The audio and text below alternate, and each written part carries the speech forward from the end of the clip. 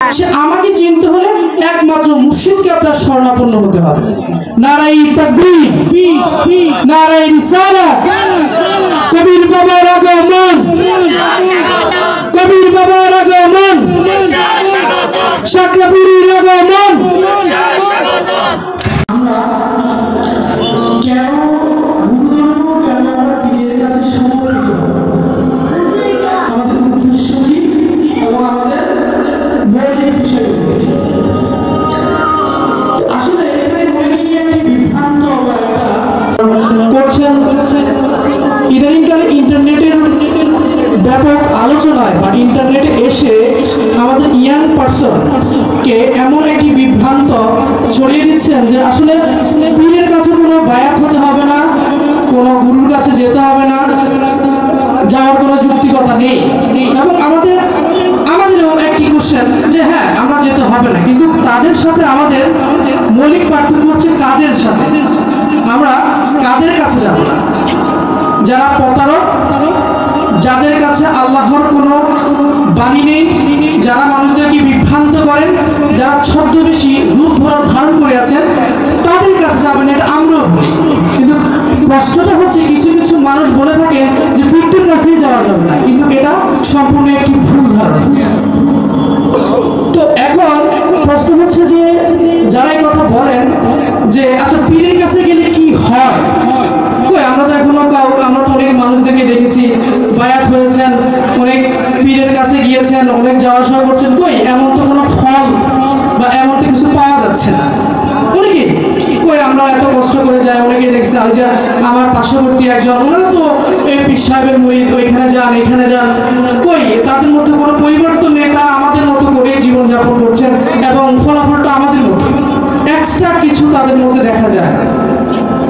তো এখন ব্যাপারটা হচ্ছে এই জন্য একজন ইসলামিক দার্শনিক নজরুল বলেছেন, ফল বইয়াছ ফাউনিক ফলের রস, হাইরে ফলের ঝুড়ি, লক্ষ বছর ঝর্ণায় ডুবে জল পাও নতুন। অর্থাৎ ফল, যে ফলের যে ঝুড়ি সেটা কি করছে, ফল হচ্ছে সারা জীবন, সে ফলের ঝুড়ি কিন্তু রস পায়, ফলের রস পায়, ফলের রস কিন্তু পায় না। কিন্তু ঝর্ণায় ডুবেও যে নুড়ি পাথর ঝর্ণার ভিতরে আছে, সেও কিন্তু আসলে কখনো জলকে জিনিসটা বুঝে না, কিন্তু সে জলের মধ্যেই থাকে। তাহলে আমরা সবাই আছি, পীরের কাছে যাচ্ছি কেন? কারণ হচ্ছে আমরা কোনো পীরের কাছে যখন যাই তখন আমাদের বিভিন্ন স্বার্থ থাকে, অনেক স্বার্থ থাকে, তখন আমাদের ওই স্বার্থগুলো উদ্ধারের যে চেতনা বা যে চিন্তা ওই দিকে আমাদের মুখ থাকে। এই জন্য আমরা পীরের যে দর্শন, পীরের যে ইবাদত, পীরের যে সাধনা সেটা আমরা করতে পারি না। আসলে এখন আমরা পীরের কাছে কেন যাবো, কেন পীর আমরা ধরবো, এটা নিয়ে একটু কথা বলি। আসলে পীর ধরতে হবে আমরা আল্লাহকে চিনতে হবে। আল্লাহ কি, আল্লাহর অবস্থান কি, এই সেই মহান শক্তি সম্পর্কে আমরা জানতে হলে একজন পীরের বা একজন গুরুর সান্নিধ্যে আমরা যেতে হবে। এখন এই আল্লাহকে চিনতে হলে আমাদের তিনটা পথ তৈরি আছে, তিনটা পথ। একটা হচ্ছে বিশ্বাস, ভক্তি, সেটা কেবল ভক্তি এবং বিশ্বাসের উপরে নির্ভরশীল। আরেকটা হচ্ছে জ্ঞান, সে জ্ঞানের পথ, সে জ্ঞানের পথ তো আরেকটা পথ হতে পারে। যদি আমরা সেই বিশ্বাসটাকে স্পষ্ট করে, বিশ্বাসটাকে ধারণ করে যদি আমরা যেতে পারি, তাহলেও আমি কিন্তু অনেক আমার চৈতন্যকে অনেক আত্ম উপলব্ধিতে নিয়ে যেতে পারবো, সম্ভব।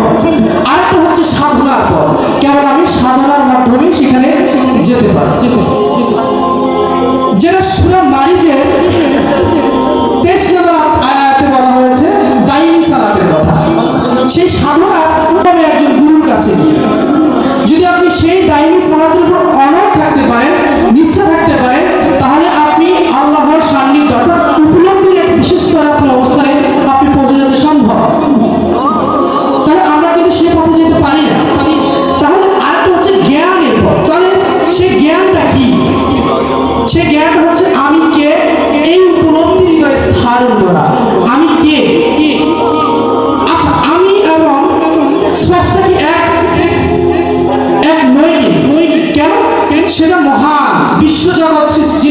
করেছেন, গ্রহ উপগ্রহ মহাবিশ্ব যিনি সৃষ্টি করেছেন, সে মহান সত্তা, সে মহান শক্তি, আর আমি কখনো এক হতে পারি না, আমি সামান্য একটা জীব।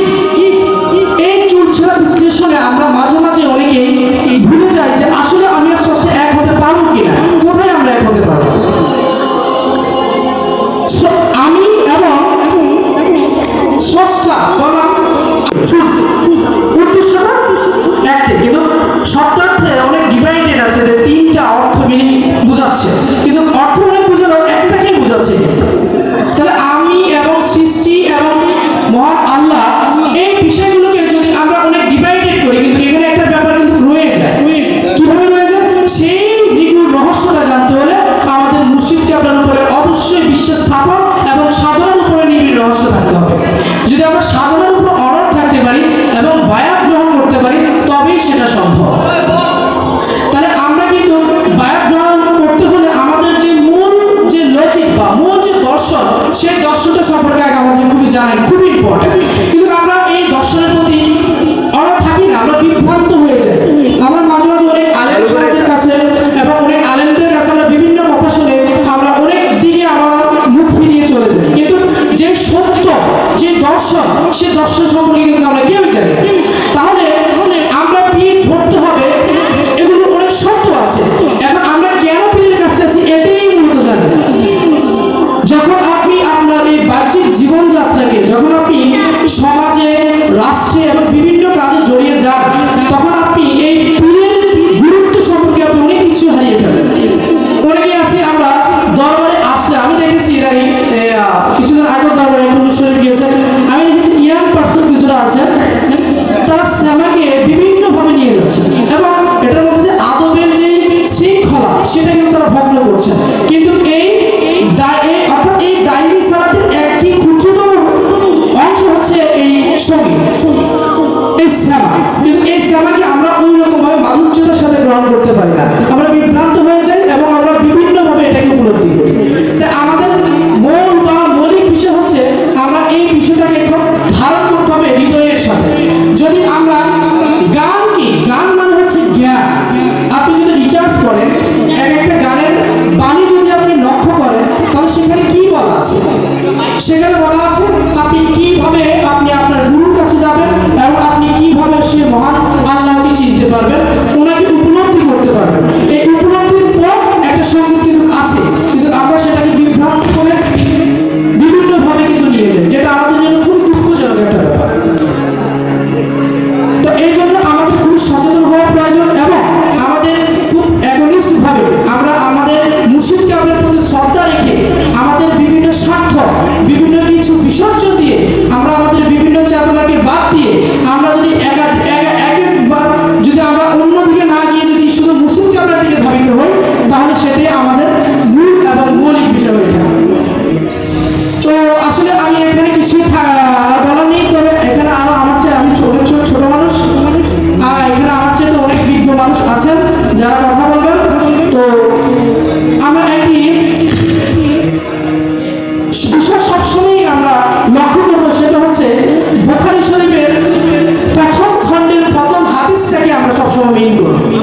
সেখানে বলা হচ্ছে ইন্নামা আমানু বিন্নিয়াত, অর্থাৎ আপনার সকল কিছু আপনার নিয়তের উপর নির্ভরশীল। আপনি এখানে এসেছেন কোন উদ্দেশ্যে এসেছেন, আপনার উদ্দেশ্যটাই হচ্ছে মেন ব্যাপার।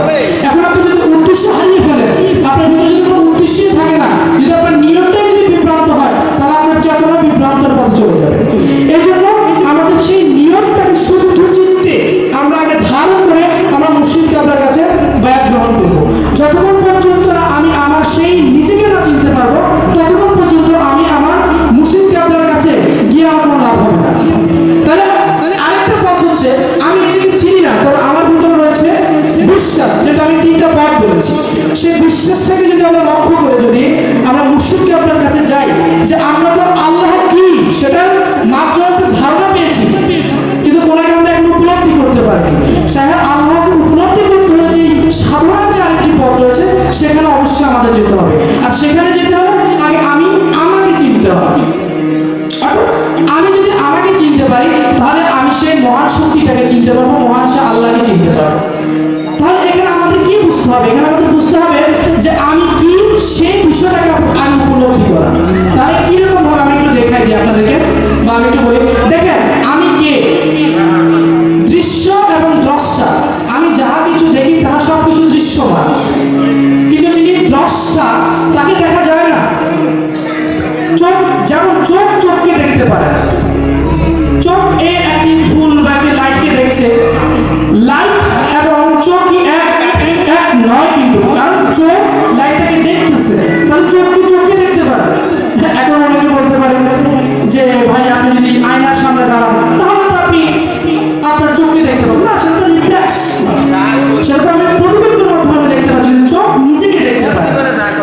হচ্ছে চোখ দ্রষ্টা।